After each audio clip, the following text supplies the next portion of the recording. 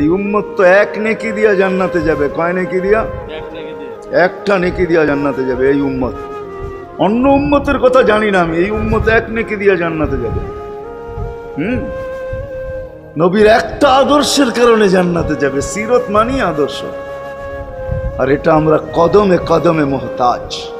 কেননা এই ছোট জীবনটা যদি গ্রহণযোগ্যতা পর্যন্ত পৌঁছাইতে হয় আল্লাহর কাছে, চাই নারী হই, চাই যুবক হই, চাই বৃদ্ধ হই, যেই মানুষই হই না কেন, যেখানেরই হই না কেন, যেই বাসারই হই না কেন, যেই বর্ণেরই হই না কেন, যেই পেশারই হই না কেন, যেই সোসাইটিরই হই না কেন, এই জীবনটাকে যদি গ্রহণযোগ্যতা পর্যন্ত পৌঁছাইতে হয় কার কাছে? দুনিয়াওয়ালাদের কাছে না, মালিকের কাছে, যিনি এক ফোঁটা পানির থেকে অস্তিত্ব দিছেন, যার কাছে আবার আমাদেরকে ফিরা যেতে হবে।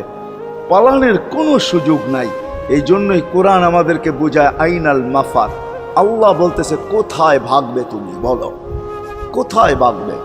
কবির কথাই সত্য, যদিও নাকি পালাও তুমি আকাশেতে লাগিয়ে সিঁড়ি, সিঁড়ি লাগাও যদি আকাশে চলে যাও, তা আল্লাহ বলে তোমার পাগার কোনো সুযোগ নাই।